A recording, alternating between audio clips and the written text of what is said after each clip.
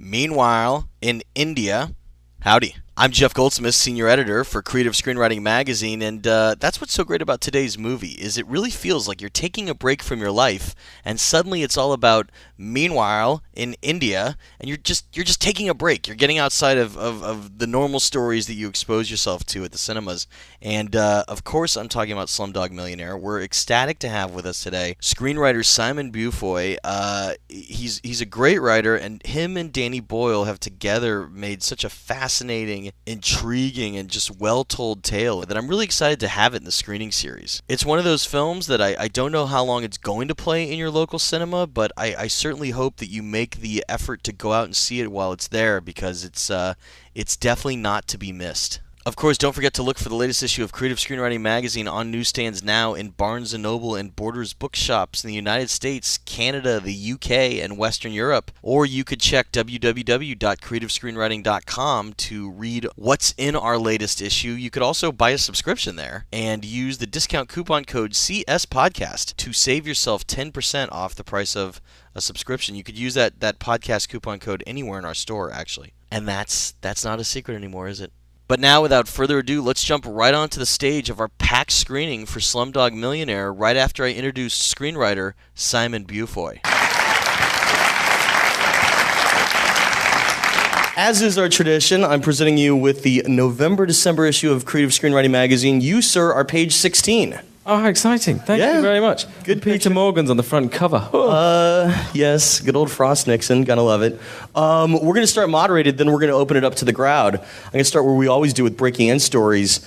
To my knowledge, your first credit that you were actually paid for was the 1993 UK television series, Physics for Fish. Yeah, that was amazing. Well done. That was a 10-minute film that I wrote while I was at film school. Yeah. Tell us about it. How did you get it on the air? But I can't... And where'd you go to film school? I went to film school in a place called Bournemouth, which is on the south coast, which is known for old people retiring there and Italian foreign exchange students learning English. So it was a kind of interesting beach life. Probably great food. It was a great place to learn to make films. I trained as a documentary director, and I sort of approach all my films in the way I approached my documentaries, which was wander. I suppose I'm jumping ahead here, but that's how I approached this film: is wandering around the slums of Bombay, picking up stories, listening to people, chatting to people, sitting at the chai stalls where everyone was gossiping about this and that, and because I had to invent a whole load of new stories for the film, really. And so I trained at Bournemouth as a documentary director and became a writer. Rather by accident. I had a bit of a mishap at the BBC with a documentary and spent a lot of their money and didn't what make happened? the film. It's a very long story. Short version. Short version Three is... sentences. I spent a lot of BBC money. They didn't blame me, but they didn't ring me. 3 sentences. And so I had to start writing because I was trying to make a film about a bunch of guys painting electricity pylons. I was trying to make a documentary about them. And so the BBC never rang, so I turned it into a drama, and that was my first script. While you were in film school, or right after, I believe you also co-wrote and co-directed Yellow, which had actor Ray Winstone in it. Is that correct? That is correct, yeah. How did you, as a young guy with not many credits kind of graduating, get an actor like Ray Winstone? I mean, he's very popular now. He's at the height of his popularity, but he had done a ton of things in the early 90s and before as well, so he was already known. Well, I don't know whether the same is here as in England. In England, filmmaking is kind of a very expensive hobby, really. Oh, it's the same here. No, it's a business here. Anyway, a lot of actors will have downtime, and they're brilliant at helping out students. It was effectively a student film. That's not the same here. Right. Anyway, we wanted Ray for this part, and he amazingly came to an audition. I can't believe now we auditioned him. How embarrassing. Anyway, because... What were you going to say if he sucked? Like, thanks for your time, don't call us, we'll call you? Yeah, and when he walks in a room, I mean, he's a massive presence. He used to be a boxer. And he sat in the room and he said, I quite like this script. It's all right. And he said, what I want a mobile phone, a chair, and sandwiches. And that's all he wanted. And he sat in a in a field of oilseed rape, which I don't even... It's really bright colour, yellow, which is why the film's called Yellow. It's all set in this field. And he just sat in the middle of this field and made phone calls, ate sandwiches, and soaked up the sunshine, and performed fantastically. Was incredibly generous, and I thank him to this day. So after doing that short film with Ray, did that open other doors for you, I would assume? Did it get you what you wanted? Well, very gradually. Anyone who's tried to make films knows what it's like. There isn't a clean trajectory. You don't zoom from one film to another. There are huge amounts of unemployment along the way. And I guess it was the film about the electricity pylon painters. Do you have that word, pylon? I always wonder about that. We have it. We don't Grid use towers? it so often. Towers is more Towers, common. right. Anyway, that film was spotted by a strange Italian called Alberto Pasolini who got really interested in male strippers. And he thought, this guy is interested in the dynamic between men. I'll give him a call. Anyway, Wait, how did he see it if it never aired on the BBC? No, he'd read the script. Oh, okay. Oh, the script that you turned in afterwards. Gotcha. Yeah, no, I wrote Among Giants, the Grid Tower script on spec, just because I was unemployed and there was nothing else to do. Anyway, he read this and he said, would I like to write a film about male strippers? And I said, not really. Because, the Chippendales had been around for ages. It was a really tired old idea, I thought. And he was Italian and fresh in England, and he thought, weird, all these men taking their clothes off. And anyway, I kind of fought my way around thinking if I could make a film about unemployment and disenfranchisement and the kind of loss of self-esteem of men, and use taking your clothes off as this kind of wonderful metaphor for the role reversal that had gone on in society, where no men had jobs and the women had jobs, and everything that was going on in England at the time. I thought, well, maybe that might make an all right film. And so The Full Monty was born. The Full Monty, which I do want to talk about for a second. I mean, it was WGA, Oscar, and BAFTA nominated. It cost $3.5 million to make. In the United States, it made $45 million. Worldwide, it made $211 million additionally for a $257 million worldwide cum. It was a big early hit for Fox Searchlight, which, is the distributor of tonight's film. Aside from the play on words of nakedness and possibly more in the title, what do you think it was that struck such a chord? It's always been very difficult to know. If I'd known, I would have made 2 of those films a year ever since. Of course, but I mean... One never knows. I think it was an utter lack of cynicism, which I hope Slumdog has as well. We were never setting out to make a film that was going to make money. We just, that didn't come into it. And I'm very interested in underdogs. I'm a very self-pitying English person, feel like an underdog the whole time. And, I'm always for the underdog. And there's something about that. There's something about overcoming odds, forcing your way up despite where you come from, despite lack of money and opportunity and all those things, and somehow coming out at the end with some hope. That really inspires me. That's how I want to view the world. You don't often view the world like that, but occasionally you get glimpses. I was here the other night. I thought... Apologies to all the Republicans in the audience, but I thought it was an amazing... no apologies to the Republicans. I thought it was an amazing night, and it had that sense of incredible hope that I hadn't felt for a long time. And I sort of want that in a film. I want you to come out feeling hopeful. So it's universal. No, I think you nailed it, what you captured in that film, and actually in tonight's film as well. It's a very difficult time for independent cinema here in the United States and worldwide. Funding is kind of drying up. Some films that have had a lot of money poured into them, even as indies, haven't performed. What was it like to get something like this off the ground? I want to ask you about your reaction to the book in a second, but just the concept when you guys were going around looking for funding, saying, yeah, we're English, but it's there's going to be subtitles all the way through it. It's going to be in the slums of India, and it's going to be a great hit. People are going to love it. Give us some money. Well, I was incredibly lucky. You may have noticed on the credits that it's made by a company called Celador Films. You may also know that Celador make Who Wants to Be a Millionaire? They've made shed loads of money on that stupid game show and very sensibly put it into a film company. And I wrote a draft of the script. The script was given to me by a wonderful woman at Film 4 in England, the book was. And I sort of wrestled with this for ages and went to Mumbai and scratched my head a lot to try and get it to work as a film. And I said, I'm doing one draft and then we send it to Celador and I'm not doing another thing if they don't say yes, because we'll never get it off the ground. Because they own the rights to the game show. And if you don't have the rights to the game show, this film's dead in the water, really. And luckily, the film producer there, Christian Colson, took one look at it and went, great! Not only do we really love the script, it's about our show.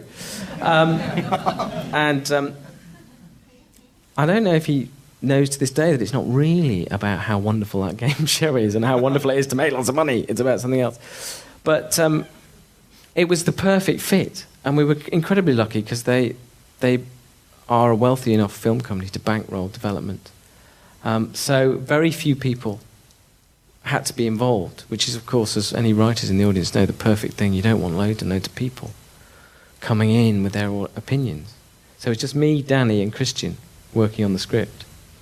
And then we took it to Warner Independent, who very bravely took it on, because there's no easy sell, as you can see, especially at script stage. It takes a very bold vision to go, okay, we'll put lots of money into this. And then, as I was saying with independent cinema, Warner Independent was also folding. You know, it wasn't at the time. Right. We'd finished the film and they folded, which I feel is desperately unfair for them and a real tragedy, because they backed the film and they were brilliant. Even when Danny rang up and go, we said we'd do it all in English. Well, a third of it's in Hindi. How do you feel about that? Big silence down the phone from them. And they backed it all the way, and it was very sad for us that they folded. And there was a period when we thought the film was just lost, because films without distributors can just disappear through the floorboards very quickly. How much did it cost to produce? It was $15 million in total. And then Fox Searchlight took it over, and they did a deal with Warner, so Warner's are okay about it, and Fox Searchlight have taken it on, and they're kind of the best people in the world to distribute this film. So somehow India's karma has come back to us, and we've got this great team of people from Fox who love the film and really get independent cinema. They lie awake at night dreaming independent cinema, and they're brilliant. Searchlight is kind of that last beacon kind of in the independent cinema world. I mean, they really know how to put their films out there. Yeah, like nobody else. It's the perfect home for it, and we're very lucky to have them, because they will hopefully get the film out to audiences everywhere. It was based originally, it was the debut novel which was at the time when you read it unpublished, by Vikas Swarup, and it was entitled Q&A. When you first read it, what about it did you think was filmic? And I also know that it was written in an anthology style in which it was like a collection of short stories. So how did you decide that there really was a film in there when you first came across the material? It was quite tricky finding where the film was. I was captured by it was the underdog thing again that really got me. The idea that someone with no education, who knows nothing, who's kind of looked down on in society, could get on a show that's all about being clever and beat them at their own game. Not through intellect, just through having lived a life, a hard life. And so that got me. But I was very ambivalent about the game show. I'm not a big fan of get-rich-quick game shows, and I don't really want to sit in a cinema and watch a film about someone getting really rich. It just doesn't do it for me. My heart doesn't soar if your slum kid gets in a Bentley and drives off at the end. I don't want to see that film. So I kind of wrestled with that.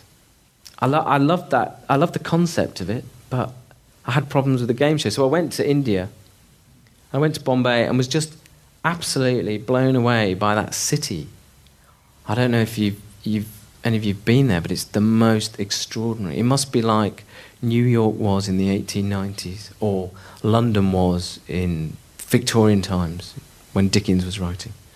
It's a city on steroids. It's 19 million people, all on the move the whole time, day and night, all on the make.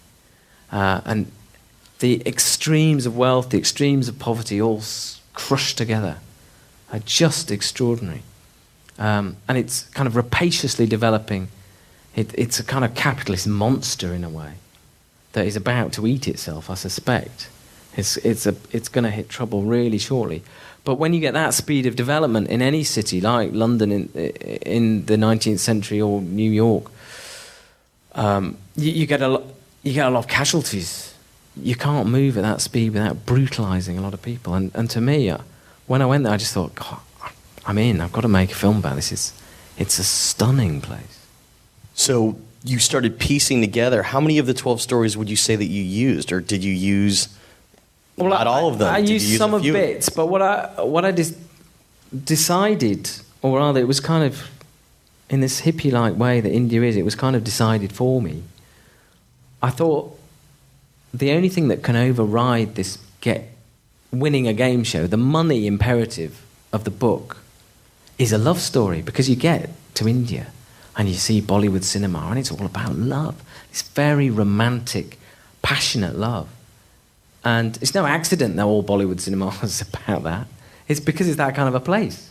It's all about the extremes, and the extremes of love are part of that. And so I thought, I'll make it a love story. And then I had to work backwards from there and reinvent a lot of the stories. The book kind of goes off in all sorts of different directions with its stories. There's one about the Indo-Pakistani War. There's another about an aging Bollywood star. There's another one about religion. And it's fine in a novel. You've got time to meander. But in a film, you need a very dynamic, straightforward spine, really. And I felt it had to be this love story. So I had to rebuild a lot of the stories from scratch, just from my sort of documentary background of finding out what was going on. There's a big gangster trial on in Bombay while I was there. So I thought, that's okay, we'll use that, that's good. There were the Hindu-Muslim tensions were bubbling up again, as they do periodically there, and I thought, okay, that's something else, we'll put that in. And you can't turn a corner in Bombay without a story coming at you like a train. It's an amazing city. Obviously, research was really important. When you started banging it out into a script, what was the importance of outlining for you? Or did you just go straight to script after kind of that research period? Yeah, I usually do that, but with this, it's such a complicated structure that I had to be very rigorous, really, because each segment informs another. You've got these little triangles it's very schematic, obviously, as a script. You've got your game show, your police station, and the past, and each one informs the other. So I had to be very rigorous, which I found quite difficult because I don't normally work like that, to piece together this structure in order to thread a way through this love story. When did you realize it was going to have that formation of the triangle? That was Vikas.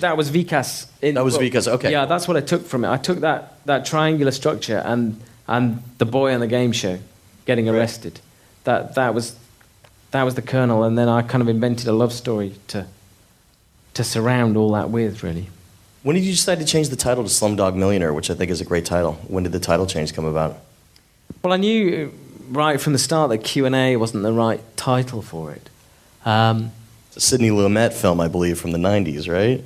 Yeah, that's Q&A, right, yeah. But also it's a bit bland, really. We're doing one of those now. I hope it's not too bland.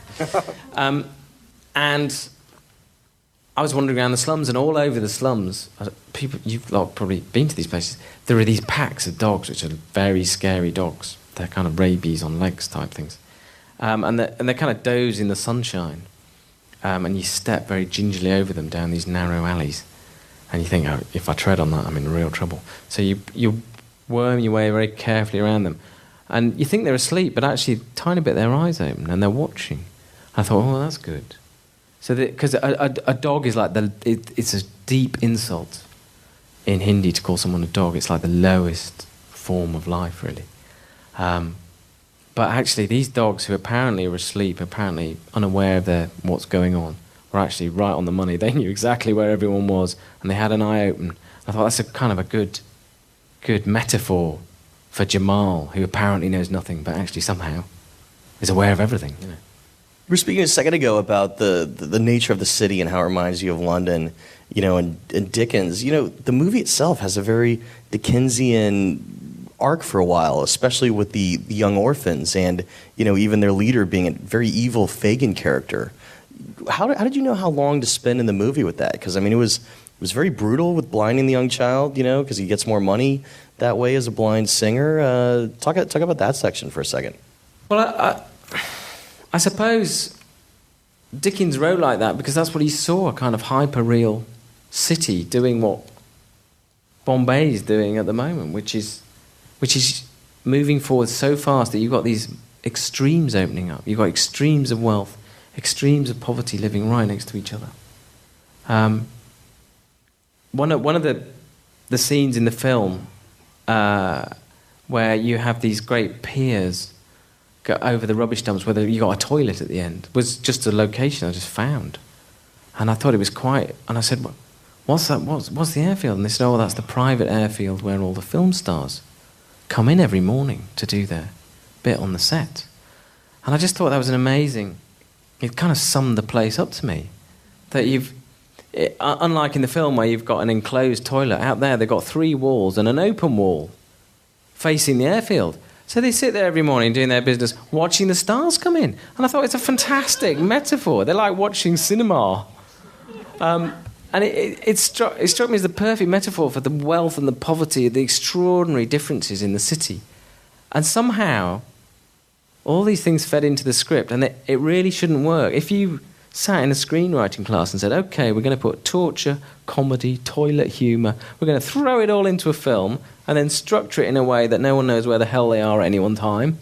And that's going to be good, isn't it? It wouldn't work. It shouldn't really work. But because it's Bombay, because it's India, that kind of heightened realism of the place, you somehow get away with it. But you couldn't make this film in England. You can't imagine it working. It just wouldn't work tonally. It would be all over the place. But because you're in this world of extremes, you somehow get away with this very operatic, melodramatic tone, which is, it's not my natural writing sort of milieu, really. But when you get there, you realise that you can't do this repressed English shy thing. You can't do that English, we're not saying what we're meaning kind of writing. You have to raise your game and write. You have to write opera because that's what the place is telling you to write. Talk about your habit for a second. When you write, how many hours a day do you spend writing? Not as many as I say in these sort of Q&As. It's a common answer. It's very chaotic, really. I don't have a very good pattern. I have bursts where I write a lot, and then long periods where I don't write very much. And it's sporadic and very unsatisfactory as far as I'm concerned. I wish I could find a pattern. I wish I could be one of those sort of kind of Hemingway characters where you drink 25 vermouths and then shoot an ox and then write 60 pages and then go to bed. I can't be doing that. I try, but I've got kids and a cat and I live on a boat and things happen and it's very chaotic. But it always gets done in the end. And I've got to the age of 41 where I go, well, this is how it is now, so just accept it. Did you just say you live on a boat? Yeah. Making sure I heard you right. That's pretty crazy. That's weird, because actually Hammer and Tongs, who we've had in the screening series, they edit on a boat that they have parked. It's like a defunct boat. It won't move, but they set up their edit suites there. Is this a new British thing? Find a boat, live on it, and... It's a very good way of living in London. Highly recommended. I like it. Writer's block. What do you do? Do you get it? If you get it. Well, I sort of periodically... Fridays get it. You periodically get stuck all the time. I go for a run. If I get stuck, I go for a run, and that somehow helps. That's cool. It's very weird what exercise does. Swimming doesn't do it. I don't get any good ideas if I swim. If I run, somehow I can switch off and a bit of my brain does some problem solving. So I do that. If I'm stuck, I do that. The thing about screenwriting is there's a lot of craft in it, and that helps. It really helps you over the difficult bits, because there's a lot of technique involved, which can get you over the hurdles when you feel stuck. what I tend to do is I move on. If I'm really stuck, the run hasn't helped, everything else hasn't helped, I'll leave it behind and just move on to the next bit, the bit I know about. And quite often I can then come back and have a re-examination afresh. A lot of screenwriters we interview tell us that definitely don't go swimming, go running. That's very common. I'm joking. I'm totally joking. I was going to say... The look of fear in your eyes just now. And you have to live on a boat. Yeah. Based on what you just said about your stop-and-go fashion, how long did it take you to complete your first draft? And when you did, how long was it? It took me, I guess, about 4 months. Most of it was... A lot of it was picking up the stories, really. The research took a long time. I think it's kind of a dangerous game to be a white, middle-class English person doing a film about Indian slum kids. You have to earn the right to be able to do that. So I felt I had to do my research very carefully. You can't just parachute in there and go, okay, everybody, here we are, English people in the slum, everybody line up, and action. You just can't do that. It's just disrespectful and it's inauthentic. So I felt you had to make the film from the inside out if you want it to be authentic. It doesn't matter if it's a fairy tale or if it goes in this non-naturalistic way. It still has to be grounded in authenticity, I think. So I wanted to gather the stories from inside the community and then, once I got enough of those, then construct the narrative from those. So how long was that research That period? took a long time. I went backwards and forwards.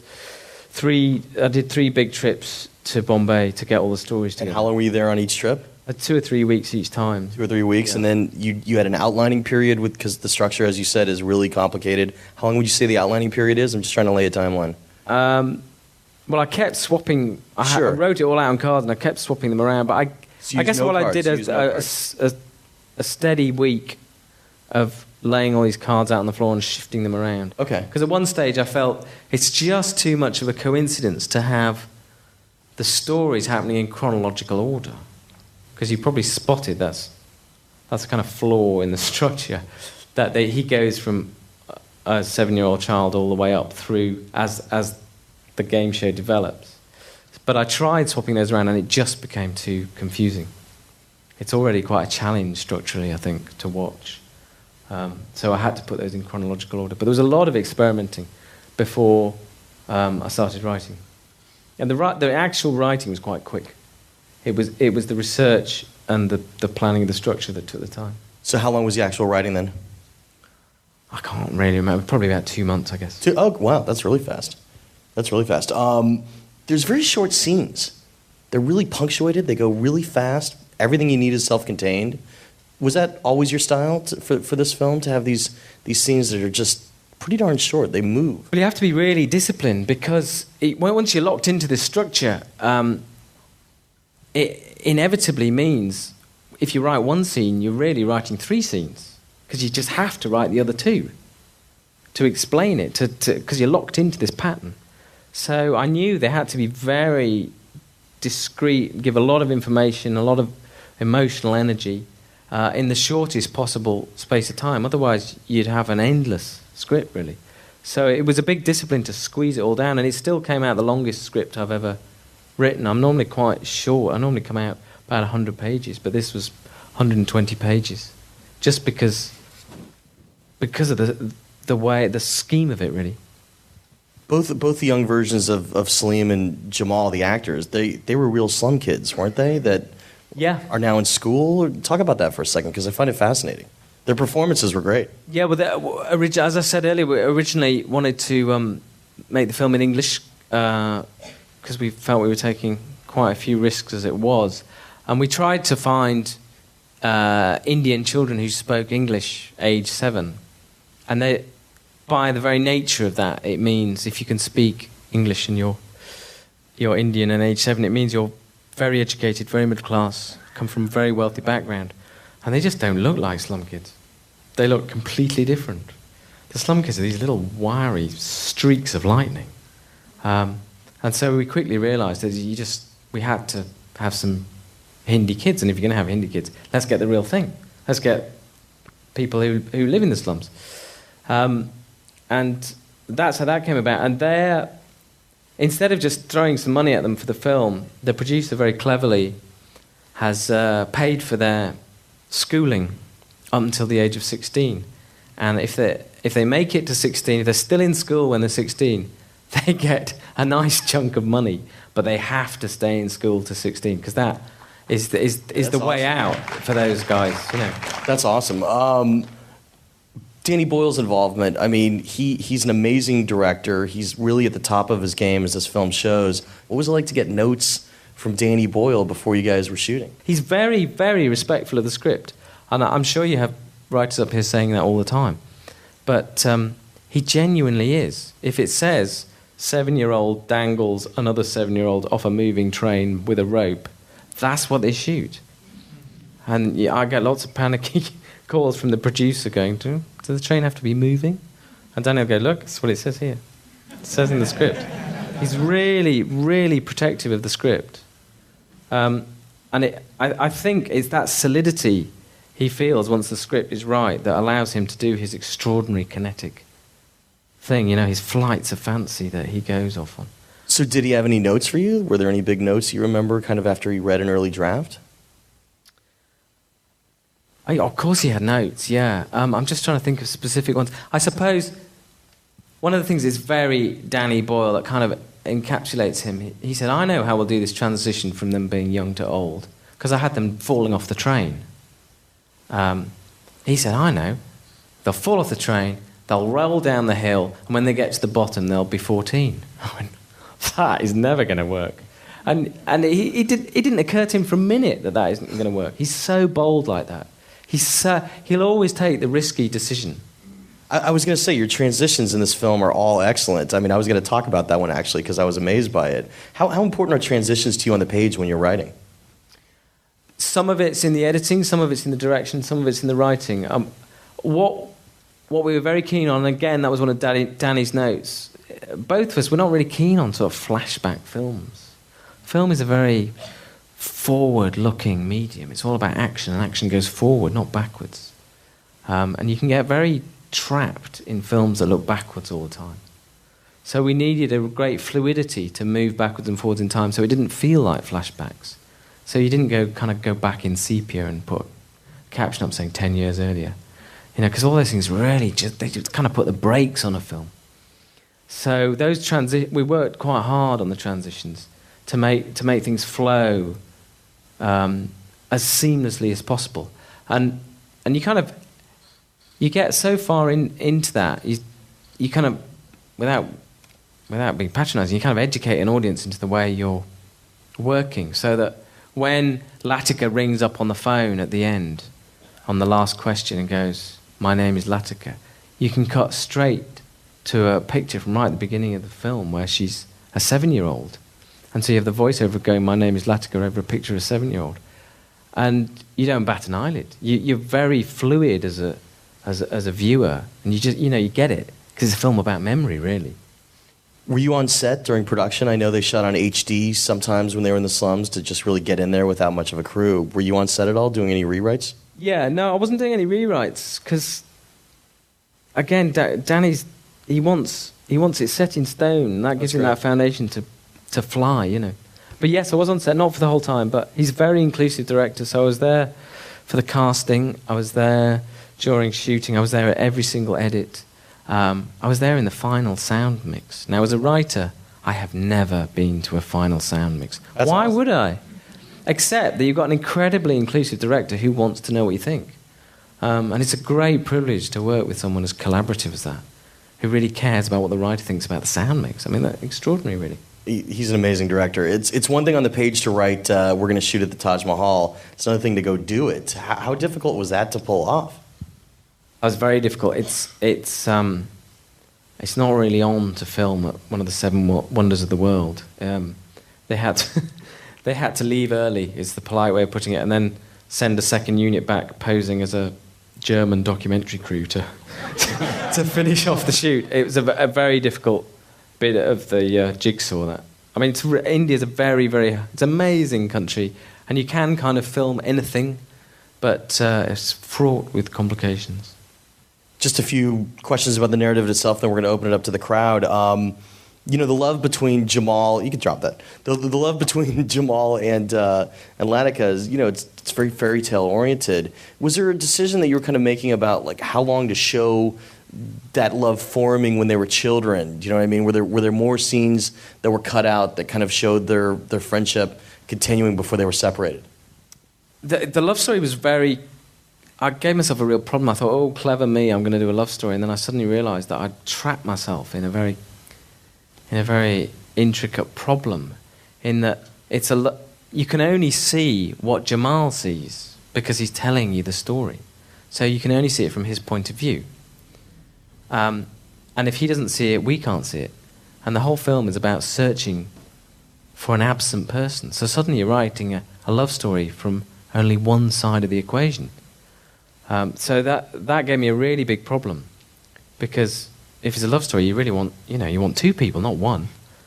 But because it was a search, a quest, and because he kept losing her, the audience kept losing her. So I had to pack the scenes where they were together with as much emotion as I possibly could.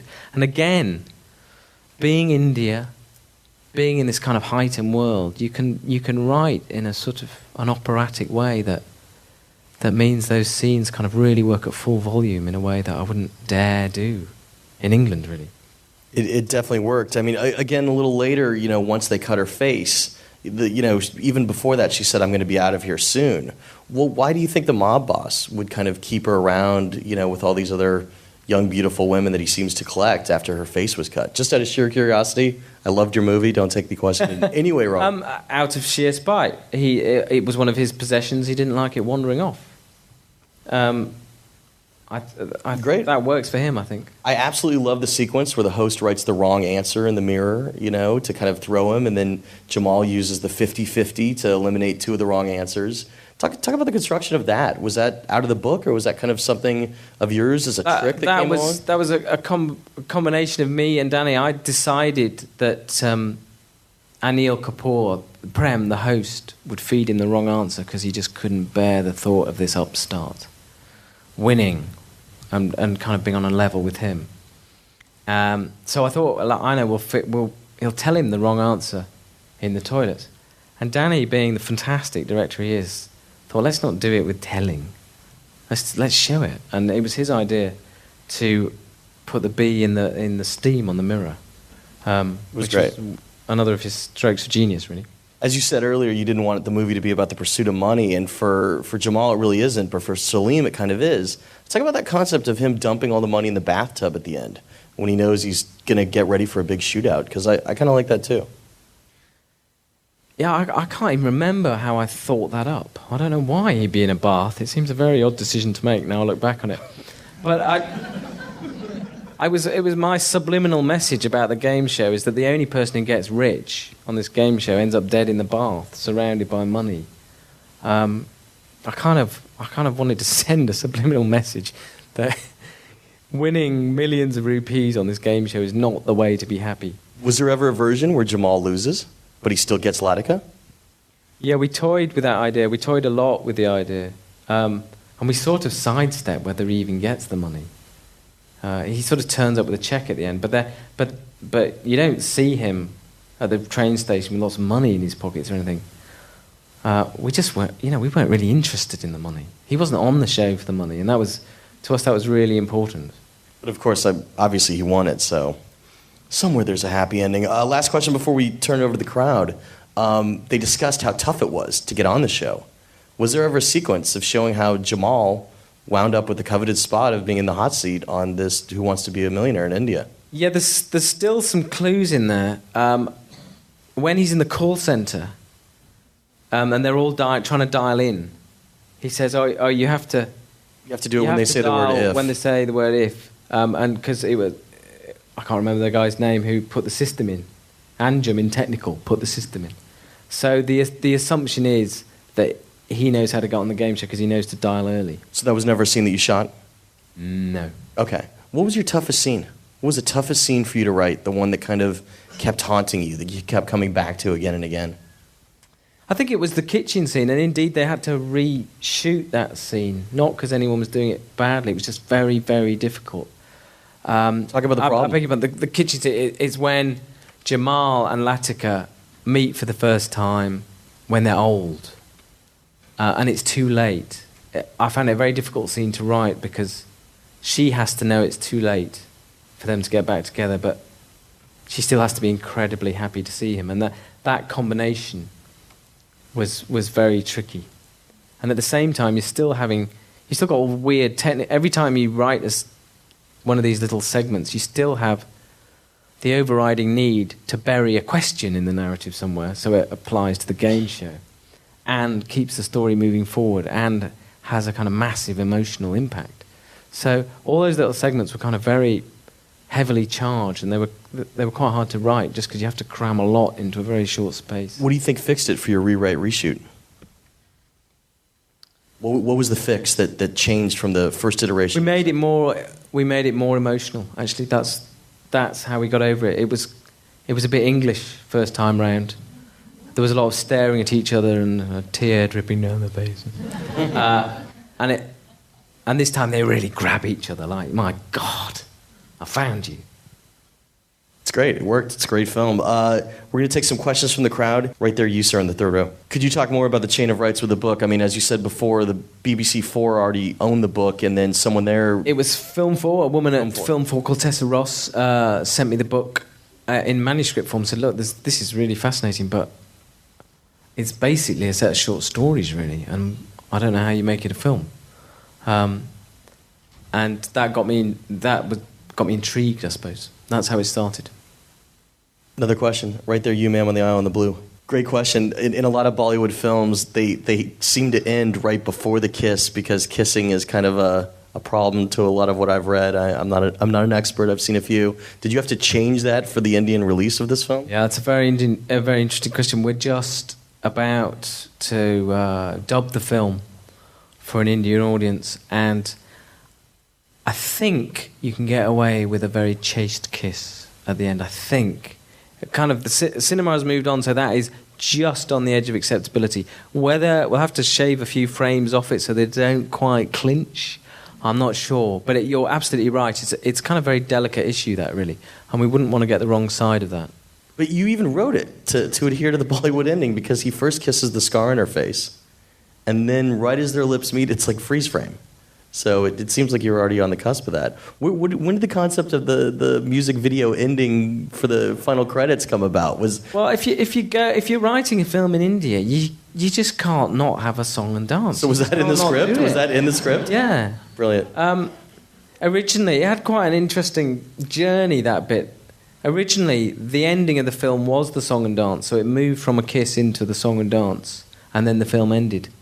And we did a couple of test screenings in North London, and the audience were outraged. They were genuinely angry. And I thought, why? Test audience. What do they know? It's basically racism. They don't understand Bollywood cinema. They're awful. And then they got talking. They said, we have invested so much in these people. We feel like they're real characters.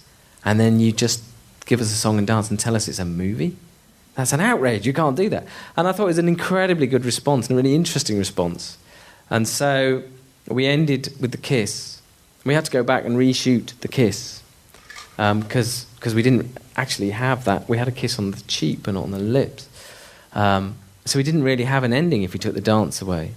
So we reshot the kiss and then put the dance in the credit sequence. And it just felt like a coda to it all. It felt like a lovely uplift after the film had ended. And the test audience were bang on. They were totally right. Yeah, it was probably a separation of about 10 seconds because the D for director and the final credit of, it is written comes up and then the film comes back for that coda. Interesting. Another few questions right there. You, sir, in the gray shirt. Danny Boyle has an amazing style. When you found out he was going to direct, what did you think about the way that was going to be for your script? Well, he was the first person we sent the script to. I'd done about 2 drafts. And he was kind of immediately apparent in my mind. In England, we've got a kind of literary tradition of filmmakers. We come from a very naturalistic tradition of the kitchen sink drama, the Play for Today on the BBC, kind of Ken Loach. We're very respectful of naturalism, and a lot of us were brought up with that, and it's got tremendous strengths. But this film seemed just wrong for a naturalistic treatment. And there are very few people in England who do something different. And Danny's one of the very few who, he's not really interested in naturalism. He's interested in taking it to a whole other place. He just looks at the world in a different place. We went on various recce's. We went to a recce to the Taj Mahal one day, and just me and Danny wandering around the beach by the Taj. And as they do, one of the kids came up and said, "Oh, I'll take your photo in front of the Taj." And so Danny gave the kid the camera, and the kid lined up the camera and took the photo of me and Danny in front of the Taj Mahal. And Danny kind of looked a bit miffed, really. He looked a bit puzzled. And he went back to the kid and he showed him the camera. And he said, "Try like this." And he put the camera on a weird angle and crouched down and said, "Take it like that." Because Danny just doesn't look at the world like the rest of us do. He won't take a frame straight. He can't see the interest in that. You know, he's always looking at things in a completely different perspective from the rest of us. And for me, I just thought it was hilarious that he was even teaching this kid to turn the camera upside down. Because he has a unique vision of the world he sees around him, and he just seemed perfect for a film that needed that. It didn't need naturalism. Although it needed to be authentic, it needed to have a whole other kind of hyper-reality, I suppose. He's an amazing director. The word you just used a moment ago for our Yankee listeners here, a recce, that's like a location scout, right? That's what you Brits call it? Yeah. Reconnoitering, right? A recce? Yeah. Okay, just making sure. For the people in Kansas, my home state, you, sir, right there. Great question. How much of the film would you say you wrote in India versus how much you wrote in London? I made lots of notes in India, but I wrote it all in London. But I sort of took this incredibly operatic vision back home with me. Yeah, well, you can't. It's funny, you can't really do anything else. It isn't my natural way of going about a script, really. If someone says, "Can you do that? Can you do that in a melodramatic way?" I go, "No way. Why would I want to do that?" But over there, it's the way it is. It's no accident that Bollywood films are the way they are. You know, this kind of crazy size of extremes coming at you. It's because they're reflecting the world around them, and it just seems appropriate, you know. Another question. You, ma'am, right there in the blue, and then we'll get the lady behind you. Did you have a visual image of the characters, what they would look like as you were writing it? Because obviously you said you were in there for casting later with Boyle. Yeah, I knew Jamal, the older Jamal, had to be a very vulnerable character. We had big problems casting him because we wanted a kind of all Bombay cast. But when you get to 18, if you want to be in the movies in India, if you want to be in Bollywood, you go down the gym for about 6 hours a day and you really pump up. And these guys were coming in for castings and they were like Arnie. They were absolutely huge. And it wasn't that they were bad actors, but they were just built in a way that was just completely inappropriate for what I thought of as this very vulnerable person who was going to be the victim of this vile game show host. And we genuinely couldn't find anyone who didn't have 65-inch biceps aged 18 who was an actor. So Danny found Dev from a program in Britain called Skins, which is, I think, just started over here. Danny's daughter was a fan of the show. Because we were all in a bit of trouble. We couldn't find this person. And she said, "Oh, have a look at Skins, this great character on it." And he had this sense of vulnerability about him, but also kind of a little bit of steel in him that seemed just perfect for that character, really. Another question, you, ma'am, right behind the lady we just got. How did you come up with the questions for the game show? Were they in the original book? No, I had to come up with all new questions. That was quite a problem because sometimes they would, if you weren't careful, they would take precedence over what you needed in terms of drama. So it was a bit of a juggling act. I'd have to try and write the best emotional scene that would tell lots of story, give us an emotional punch, but also have hidden in it a question. And because of that schematic structure where you're going from the game show to the police station to the past, I felt you had to play some games with the audience to keep them interested. So when you think the $100 bill question because the guy pulls a $100 bill out of his wallet, but actually that isn't the answer. The answer is because Jamal's friend sniffs the $100 bill and he knows it's the dollars. So I had to sort of play some games so you didn't get bored, really. It was an amazing part of your structure because those questions all worked. You, ma'am, right there. Could you talk about the challenges knowing that the screenplay that you were writing in English was going to be translated and then kind of back into subtitles, I guess? Yeah. We were very lucky to have... The casting director was a woman called Loveleen Tandon. And she ended up helping us a lot with the children because neither Danny nor I speak Hindi. And so we got her to translate into Hindi.